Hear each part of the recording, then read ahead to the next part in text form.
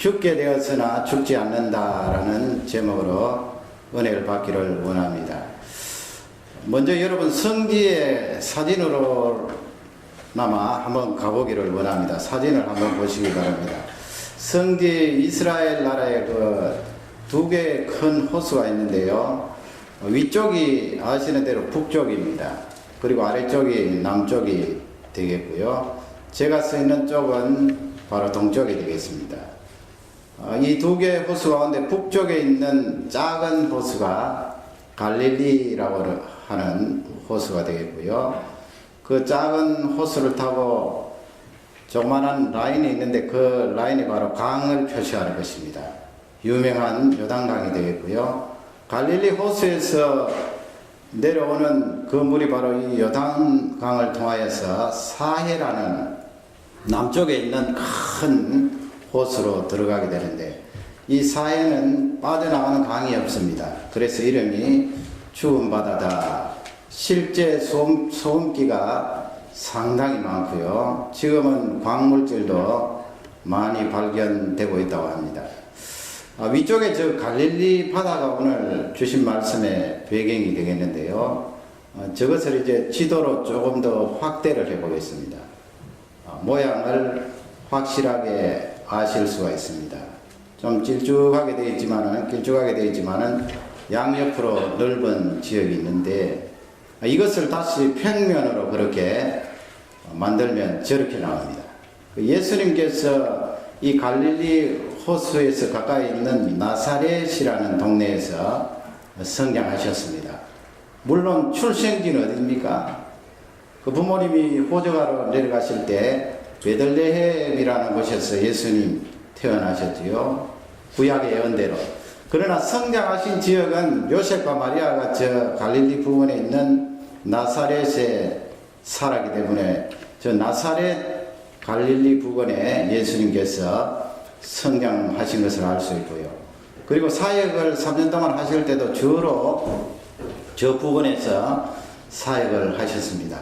이 갈릴리 바다 넓이는 위쪽에서 아래쪽 긴 쪽으로는 약 22km, 상당히 긴 그런 호수가 되겠고요. 양옆으로 긴 부분을 따지면 약 한 14km 그렇게 되고요. 그 깊이는 제일 깊은 데가 한 60m 되니까 상당히 깊고, 또 평균적으로 따지면 한 44m 그렇게 물 깊이가 되는데, 성경에는 실제적으로 호수잖아요. 그러나 성경에는 큰 호수이기 때문에 바다라고 그렇게 기록을 하고 있습니다. 저 호수가 물이 어디서 저렇게 나와서 육지 중간에 호수가 있는가? 헬몬산이라고 하는 그 산에서 눈도 물이 흘러내려와서 저 갈릴리 바다를 채우는데, 요즘 그 이스라엘 나라에서는 이 갈릴리 바다에 있는 물을 잘 활용을 합니다. 파이프가 자동차가 다닐 수 있는 그런 큰 파이프를 만들어서 저 갈릴리 바다에 있는 물을 끓여서 300km 이상 되는 지점까지 각 지역에 물을 공급하고 공업용수로도 사용하고 그렇게 농업하는데도 귀하게 사용하고 있는 것을 볼 수 있는데요. 갈릴리 바다 요즘 사진을 한번 보시겠습니다. 잔디가 나오는 그런 아름다운 사진인데, 여러분 몇 장 뒤에 가면은 오병이의 기적이 나오는데, 그 예수님이 기적 베푸실 때 잔디 위에서 5,000명 되는 사람들에게 기적을 드러내신 기록이 나와 있습니다. 저것을 이제 조금 더 확대해서 호수물 가까이 보면 저렇게 큰 파도는 아닙니다만은 물결이 일어나고 있는 사진을 볼 수가 있습니다. 저 갈릴리 바다 안에는 약 37종의 고기들이 살고 있다고 합니다. 어떤 사람이 고기를 잡았는데 그림을 한번 보시죠. 아마 제가 대충 짐작하기는 한 20인치 되지 않겠나 그렇게 생각하는데, 우리 한국에 있는 잉어하고 비슷합니다. 저렇게 고기가 살고 있고, 또 예수님 당시에도 대부분의 예수님 제자들이 갈릴리 부근에서 그렇게 선택을 받았는데요.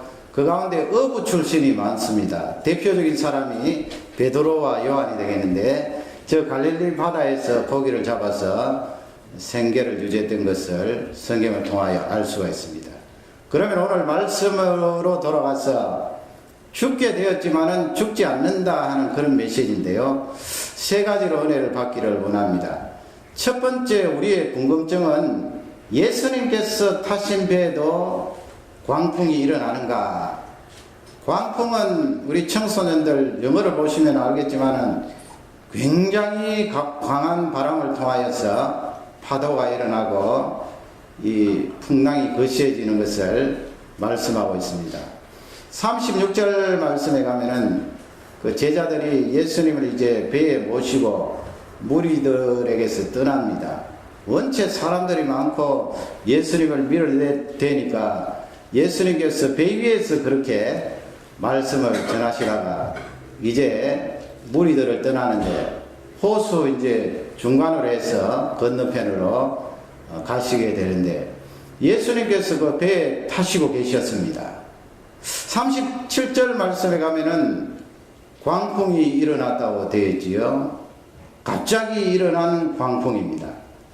아까도 말씀드렸습니다만 이 갈릴리 호수는 북쪽 지역에 있는 헬몬산에서 눈 녹은 물이 내려와서 갈릴리 호수를 이룬다고 했습니다. 이 헬몬산은 지금 시리아, 레바논, 또 이스라엘 그렇게 국경이 인접해 있는 그 지점에 헬몬산이 있는데 우리 백두산이 높이가 얼마나 되나요? 저 헬몬산은 2814m예요. 눈이 쌓여 있고 또 그 눈 녹은 맑은 물로 갈릴리 호수를 채우게 되는데 아주 그 광야에 사는 이스라엘 백성들에게는 생명수가 되는 그런 귀한 물이 되겠습니다. 이 헬몬산이 이제 높으니까 거기에서 차가운 바람이 갈릴리 호수 쪽으로 내려오게 됩니다. 그리고 이 내륙 지방에서는 뜨거운 광야니까 말이죠. 뜨거운 공기가 이제 갈릴리 바다 쪽으로 몰려오고요. 이 갈릴리 바다는 지중해보다도 약 200m 낮습니다. 상당히 낮다고 보지요. 그렇게 두 찬바람과 더운 바람이 합쳐지면 거기에서 기류에 이상이 생기고 강한 바람이 일어납니다. 그러면 파도가 일고 그 갈릴리 호수가 요동을 치겠지요. 예수님 타시고 거기 계신 그 배와 제자들이 있는 그 배가 한참 가고 있는데 이 기류에 이상이 생기고 바람이 크게 일어났던 것입니다. 그러니 물결이 요동칠 거 아니에요. 이 물결이 배를 때리는데 배도 그렇게 작은 배는 아니었나 봅니다. 막 때리니까 배가 흔들리기 시작하고요. 때린 그 물결이 뱃속으로 들어와서 37절 말씀에 보면 가득하게 되었다고 했습니다. 큰일 났지요. 그런 상황에 우리는 질문을 해볼 수가 있습니다. 예수님은 두 번째 위이신 하나님 아니십니까? 성자 하나님이세요. 성자 하나님께서 육신을 입으시고 이 세상에 오신 메시아이신데 말이죠. 그 메시아가 타고 계시는 배에도 광풍이 오는가, 광풍이 일어나는가, 그렇게 우리가 궁금증을 가지고 질문을 해볼 수가 있습니다. 누가복음 8장 22절 말씀에 보면은 예수님께서 제자들에게 그렇게 말씀하신 내용을 누가 저자가 기록을 해놨는데요. 그때 예수님께서 배를 타실 때 그런 말씀을 하셨어요. 얘들아, 우리가 저 건너편으로 건너가자 그러셨어요. 그러니 지금 배를 타고 건너편으로 가고 있는 이 상황에서 예수님의 말씀으로 말미암아 제자들과 예수님이 건너편으로 가고 계시는 거예요. 그러니 여러분, 우리는 한 가지 더 궁금함이 들어오지 않아요? 예수님께서 말씀하셔서 건너편으로 가고 있는데 예수님 말씀 따라 했는데 광풍이 일어나는가?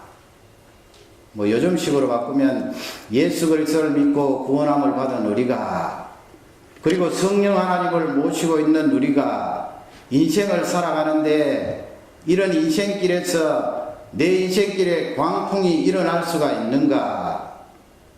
광풍이 일어날 수가 있습니까?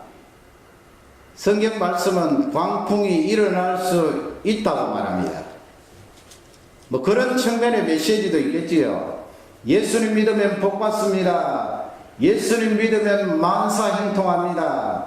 예수님 믿으면 일이 잘 됩니다. 예수님 믿으면 경제적으로 복을 받습니다. 물론 그 말씀도 맞아요. 하나님 말씀이 그런 측면에서 우리에게 강조하신 부분도 있어요. 만사형통하지요. 하나님이 함께 하시니까요. 예수님 잘 믿는데 망하는 사람 봤습니까? 망하지 않습니다. 하나님께서 우리에게 복을 주시지요.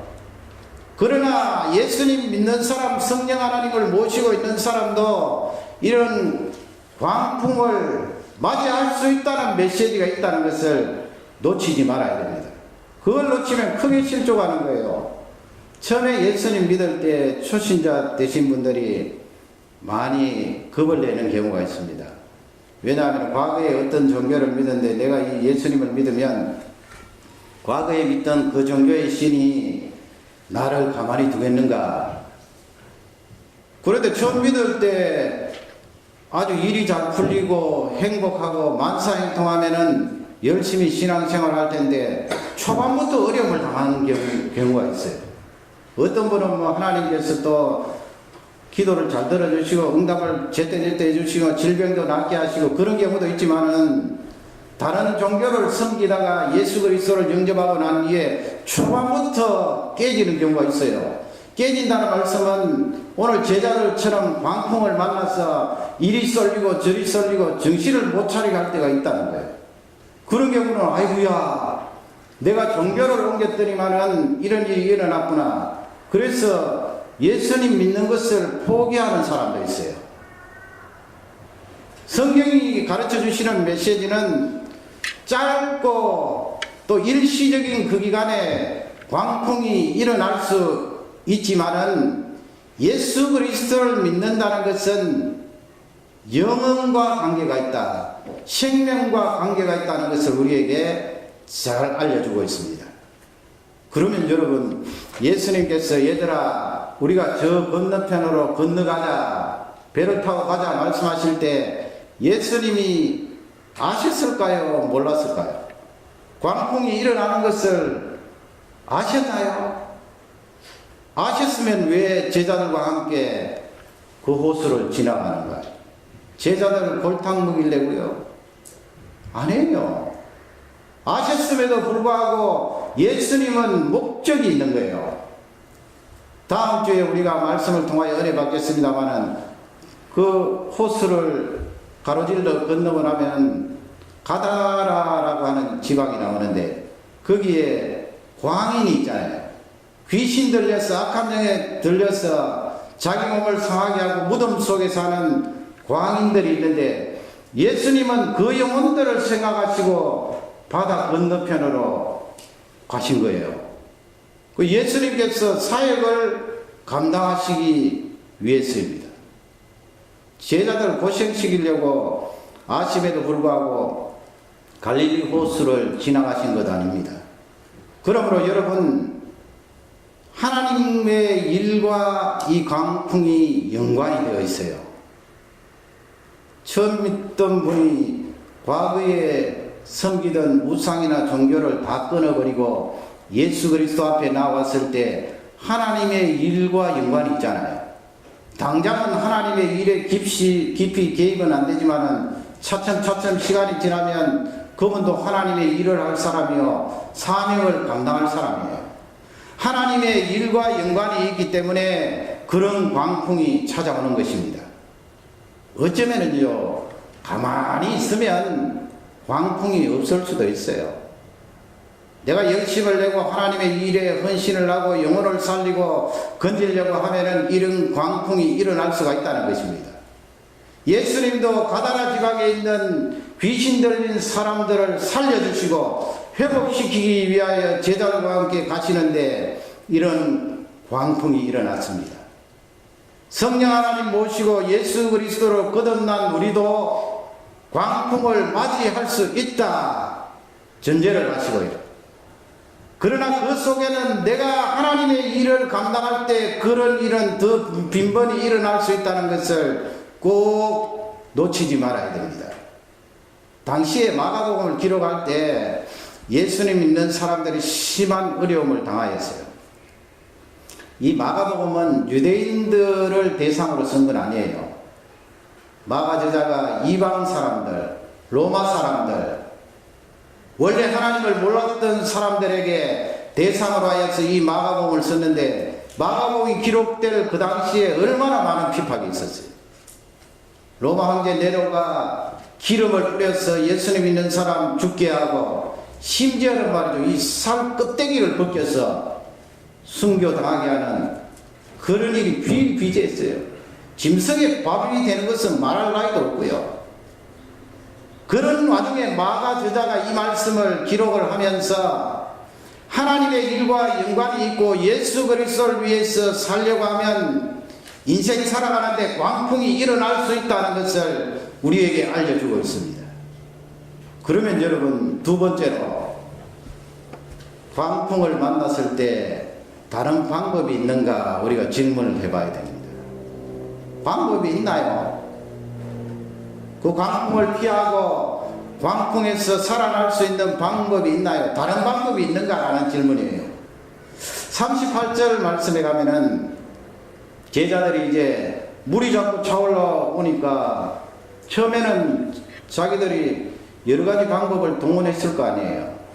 물을 퍼낸다든지 노젓는데 노젓는 방향을 또 바꾼다든지. 그 사람들 고기 잡아먹고 살았던 사람들이니까 배를 잘 움직이고 다루었던 사람이에요. 물에 대해서 잘 아는 사람들이에요. 잘 안다는 것이 더 두려움을 주지 않나요?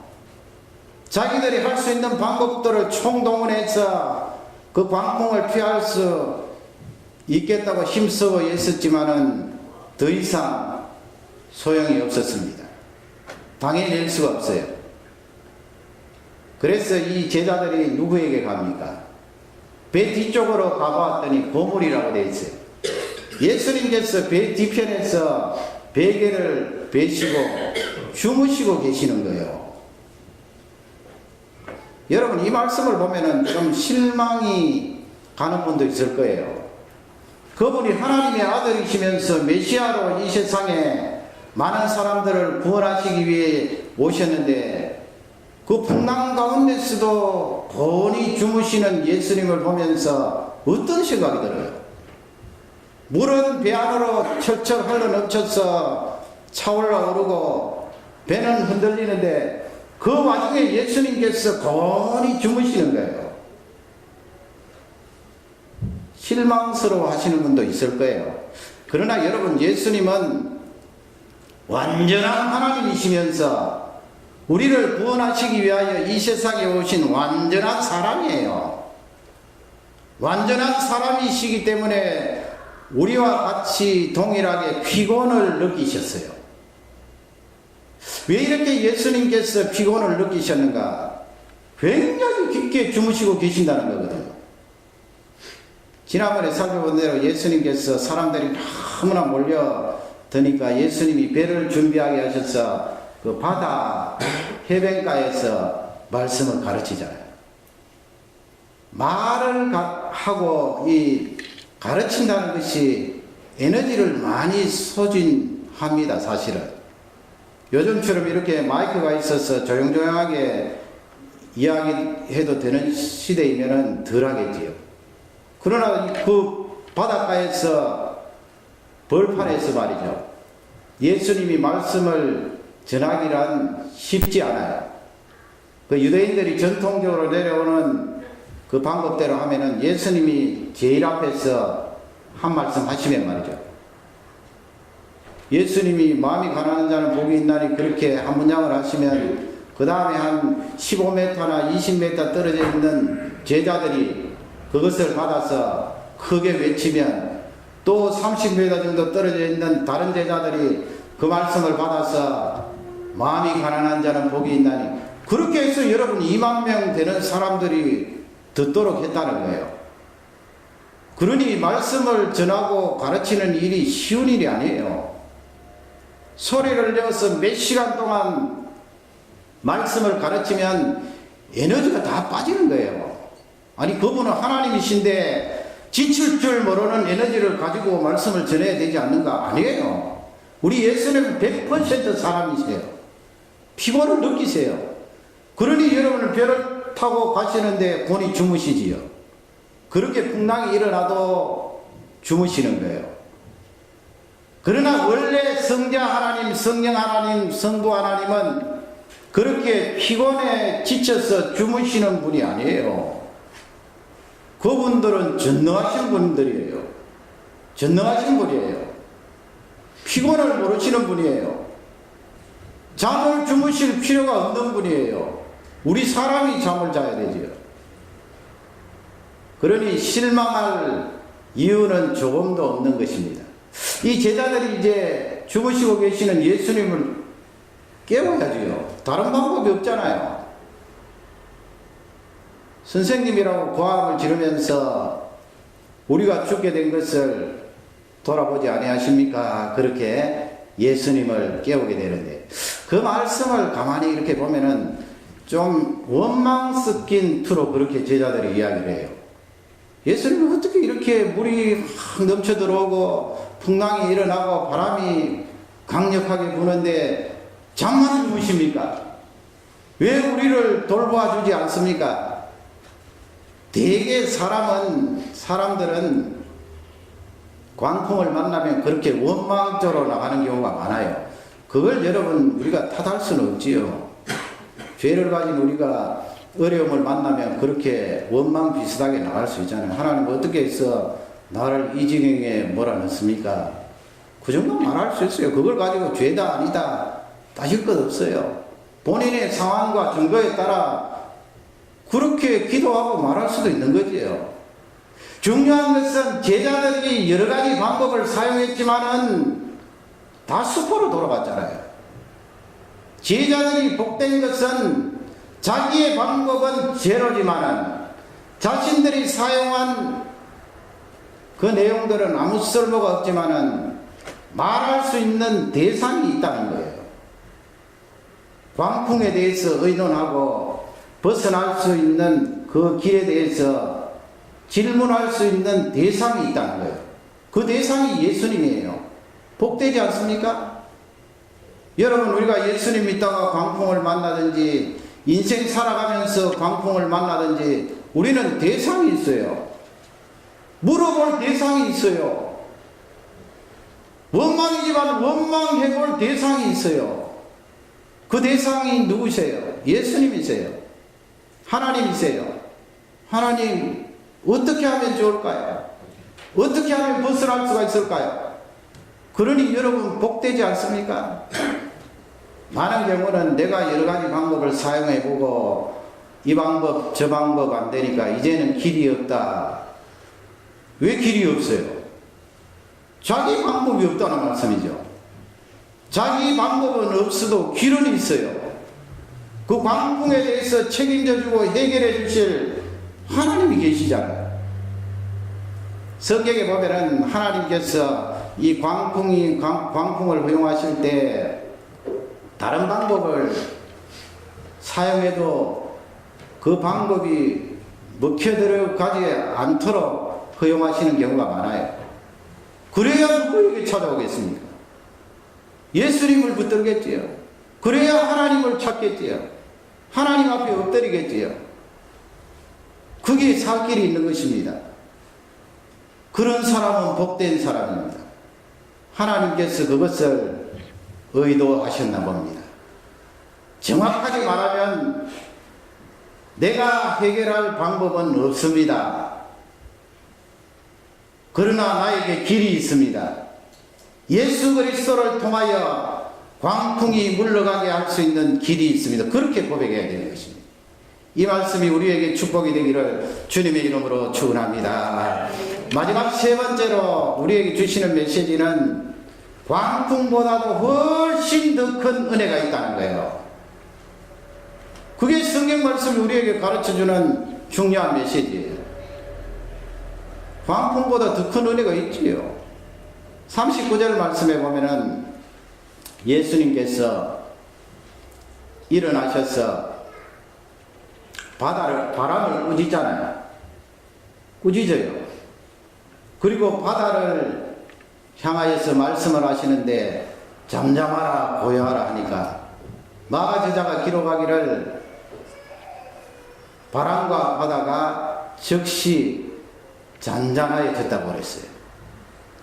예수님께서 말씀을 하는 순간 그 요동쳤던 파도가 멈추고 바람이 멈추고 갈릴리 바다는 평안을 찾았던 것입니다.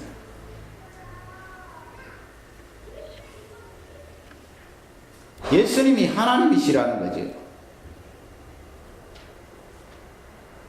예수님의 능력을 나타내는 것입니다. 그래서 사람들이 41절 말씀에 가면은 놀라죠. 두려워한다고 그랬습니다. 그 두려움은 하나님을 만난 경이로움이에요. 이 세상에 여러분 사람이 자연을 향하여서 명령을 했는데 그 자연이 말을 듣는 경우가 언제 있었나? 아무 때도 없었어요. 자연에 도전하면 우리 사람은 죽게 되어 있어요. 자연에 도전하여 승리할 수 있는 사람은 없는 것입니다. 이 자연은 너무나 광대합니다. 여러분 우리가 이 우주 속에 들어가면 아무리 과학 문명이 발달되고 우리가 살 수 있나요? 단 몇 분도 살 수 없어요. 산산조각이 나버립니다. 그러나 예수님은 자연을 향하여서 명령을 하셨는데 일순간 멈추어 서고 그 깜깜하고 어두웠던 밤에 파도가 물러가고 바람이 고요해졌던 것입니다. 그러니 41절 말씀에 도대체 이분이 누구이기에 바람과 바다도 순종하는 거 그랬잖아요. 그 마가복음을 기록한 마가가 그렇게 의문표를 달아서 질문한 내용을 기록한 거예요. 도대체 이분이 누구인가? 답을 주지 않았어요. 마가 저자는. 누가 답하라는 것입니까? 말씀을 듣는 내가 지금 답하라는 거예요. 여러분 이분이 누구입니까? 신화 속에 나오는 어떤 그리스 신화에 나오는 신입니까? 아닙니다. 이분은 바로 우주를 만드시고 자연을 만드시고 바람을 통제하시는 하나님이세요. 메시아세요. 도대체 이분이 누구인가? 나는 답변을 해야 됩니다. 당신은 하나님이십니다. 예수님은 메시아이십니다. 예수님은 우주를 만드신 분입니다. 거기에 답변하고 고백하라는 말씀입니다. 광풍은 하나님을 체험하게 합니다. 어떤 하나님이요? 피조물이 아니고 이 우주를 만드신 그 크신 하나님을 만나게 합니다. 입이 쩍 벌어지지요. 야, 하나님이 계시구나. 하나님이 자연을 만드셨구나. 그러니 여러분 이 광풍이 축복이 아닌가요? 그 다음에는 40절 말씀에 가면은 예수님의 심각한 책망은 아닌 것 같아요. 좀 제자들에게 나무라시는 것 같은데요. 40절 말씀에 보면 너희가 어찌하여 무서워하느냐 그랬지요. 무서워하는 게 우리 사람이 당연한 거 아닙니까 여러분? 물이 막 넘어 들어오고 배가 기우뚱하고 이제 배가 뒤집어지면 물속에 빠져서 60m 되는 갈릴리 호수 속에 빠져서 죽게 되는데요. 무서워하는 것은 우리 사람이 가지고 있는 그런 본성이고 감정이에요. 예수님께서 궁극적으로 책망하시는 내용은 그 뒤에 있어요. 어찌 믿음이 없느냐 그랬어요. 어찌 믿음이 없느냐. 그러면 어찌 믿음이 없느냐 그 말씀은 무슨 내용을 포함하고 있나요? 너희들이 나와 지금 함께 있지 않느냐. 나의 능력도 보고 너희들이 내가 메시아인 것을 간접적으로 또 직접 나를 통하여 자주는 아니지만 들었는데 또 악한 영들이 들린 사람들이 고함을 지르면서 하나님의 거룩한 자입니다 그런 말도 들었는데 너희들 나와 함께 있는데 왜 그렇게 무서워하느냐. 그건 우리에게 주시는 말씀이에요. 여러분, 우리는 예수 그리스도로 말미암아 성령 하나님을 모시고 있는 거룩한 자들입니다. 왜 무서워해요? 본능적으로 일시적으로 두려워 벌벌 떨 때는 있을지라도 지속적으로 무서워하지 말라는 거지요. 하나님을 모시고 있는 자가 왜 무서워하느냐? 그 뒤에 말씀은, 믿음이 없느냐 이 말씀은 하나님이 크십니다, 하나님은 창조주이십니다, 그것을 알고 있지만은 나에게 적용될 때는 잘 안 된다는 거예요. 그 믿음을 말씀하는 거예요. 객관적으로 여러분, 오늘 주일에 나와서 하나님 앞에 예배드리고 찬양하는 우리 모두가 하나님 크신지 몰라요. 하나님이 우주를 만드신 거 다 알아요. 예수님이 우리를 위하여 죽으시고 부활하신 거 다 알아요. 성령 하나님이 나에게 계신 거 다 알아요. 그럼에도 불구하고 내 인생에 광풍이 일어나면은 과연 하나님이 나의 이 광풍을 해결해 주실까? 그게 안 된다는 거예요. 네가 어찌 믿음이 없느냐, 그 말씀이에요. 하나님이 직접 나의 광풍에 개입하셔서 나를 건져주시고 살려주시고 나의 광풍을 해결해 주신다는 그 믿음이 없는 거예요. 나 이러다가 빠져 죽는 것 아닌가? 이러다가 몰사하는 거 아닌가? 온 가정이 물속에 깊이 들어가는 거 아닌가? 그런 우리를 향해서 예수님이 너희가 왜 믿음이 없느냐? 어찌하여 믿음이 없느냐? 오늘 말씀을 정리하면은 제자들과 예수님 광풍이 일어난 이 현장에 계시는 것은 하나님의 일과 연관이 되어 있다고 그랬습니다. 하나님의 일과 연관된 사람은 여러분 죽지 않습니다. 영원히 산단 말인가? 육신이 죽지 않는다는 거예요. 만약 육신이 죽으면 죽을 때가 되어서 죽는 거예요. 죽을 때가 됐다는 말씀은 하나님께서 명이 다하여서 나를 데리고 가시는 그때는 내가 아무리 간수를 잘하고 관리를 잘해도 나는 죽어야 돼요. 여기서 주시는 말씀은 제자들이 해야 될 일이 있잖아요. 제자들이 지금 깊이 깨닫지는 못했지만은 너희가 어찌 믿음이 없느냐 이 말씀은 너희들 해야 될 일이 있잖아. 나의 십자가도 바라보고 부활한 것도 체험하고 성령 하나님이 교회에 임하시는 것도 체험하고 그리고 유다와 사마리아와 땅끝까지 가서 복음의 증인도 되고 나중에는 순교를 해야 될 귀한 사명이 있고 이 가운데는 성경을 기록해야 될 자들도 있는데 너희들이 죽겠느냐? 왜 믿음이 없느냐? 그렇게 묻는 거예요. 여러분 건강 때문에 염려하십니까? 일이 잘 안 되어서 염려하십니까? 자녀들 때문에 염려하십니까? 내가 지금 현재 광풍을 맞이해서 물에 빠져 죽을 것 같습니까?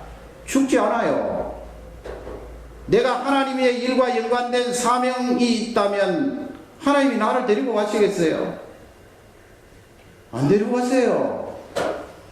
죽게 되어서나 죽지 않는다는 메시지예요. 그러니 너희들이 왜 무서워하느냐? 왜 두려워하느냐? 구약 성경에 보면은 광풍을 만난 사람들이 있는데 그 가운데 구약 성경, 신약 성경 한 분씩 소개를 드리면 잘 아십니다만은 요나라는 선지자가 있잖아요. 요나. 신약 성경에는 누가 있습니까? 바울이라는 사도가 있습니다. 두 분 다 어디서 광풍을 만났는가 하면은 지중해에서 만났어요. 지중해라는 것은 우리 청소년들도 잘 알겠습니다만 이 삼면이 육지로 이렇게 둘러싸였어요.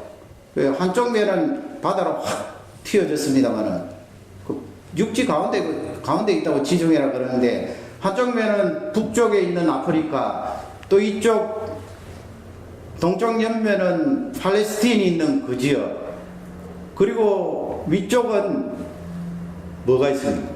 유럽 아래요. 유럽. 이탈리아가 있고 볼로강 끝에는 스페인이 있고 요나나 바울이 저 지중해로 배를 타고 가다가 광풍을 만났거든요. 어쩌면은 제자들과 예수님이 호수에서 만난 이 광풍보다 더 무시무시했을지도 몰라요.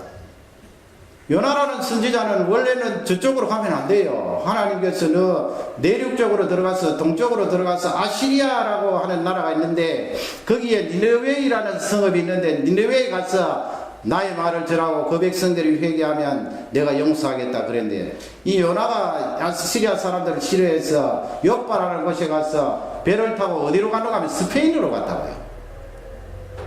지중해 중간으로 이렇게 스페인으로 가는데 어떻게 되었어요? 큰 광풍을 만났지.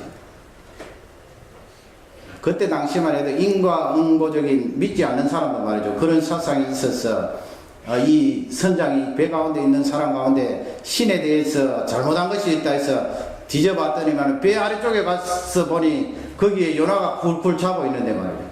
사람들이 물으니까 이 요나가 깨달았죠. 하나님의 말씀에 불순종하고 내가 스페인으로 가려고 하니까 하나님께서 이 광풍을 일으키셨구나. 그래서 요나를 하나 둘 해서 바닷속에 던져버리잖아요. 지중해가 갈릴리 호수처럼 그렇게 60m 밖에 안 되겠어요. 얼마나 깊은데요. 대양인데요 말이죠. 그냥 죽는 거예요. 바닷속에 던져버렸는데요. 요나가 죽었나요 살았나요?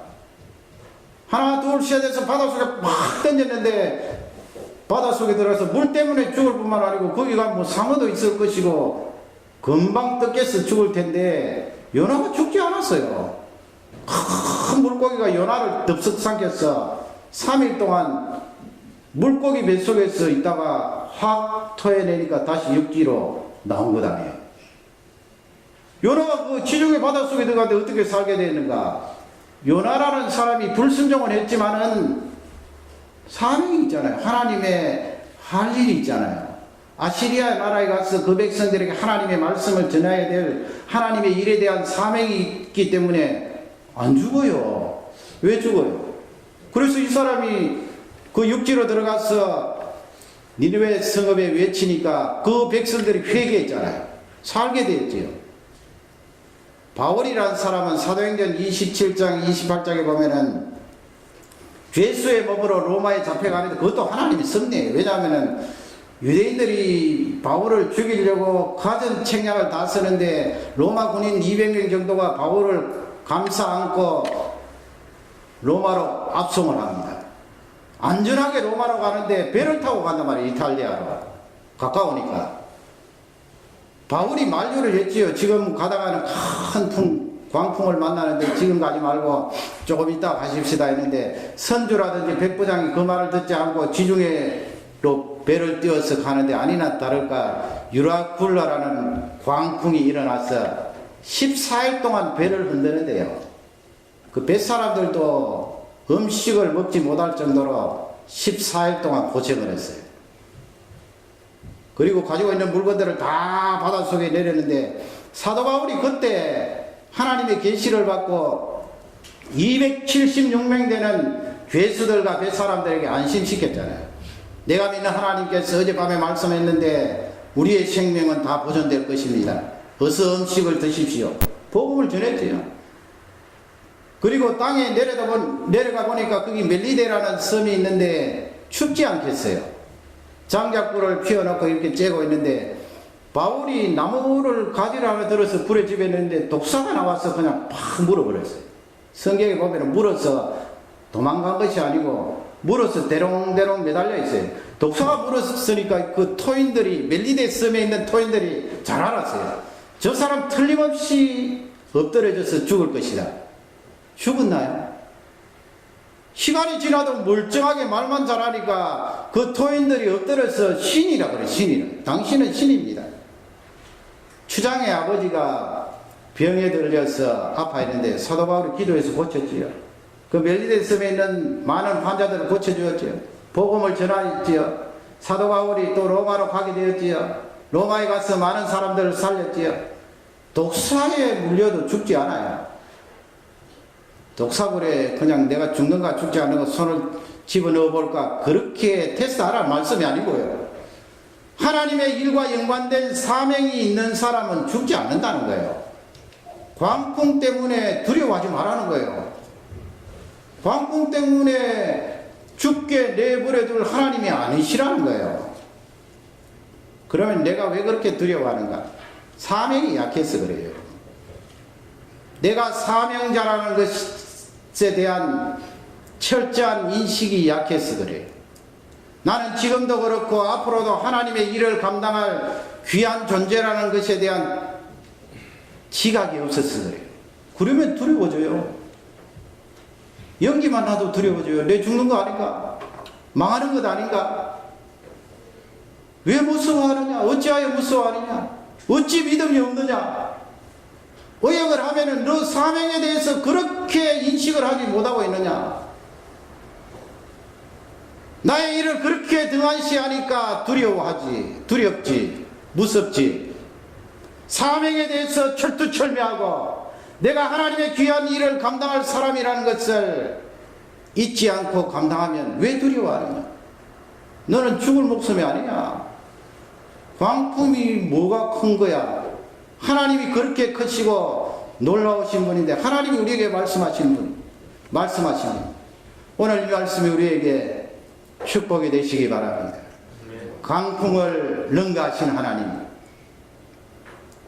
광풍의 자연의 모든 것을 만드신 하나님, 그 하나님이 나와 함께 하시고 나에게 은혜를 주심으로 나는 그분 앞에 갈 때까지 넉넉히 승리하며 그 일을 감당할 줄 확신합니다. 다 같이 기도하시겠습니다.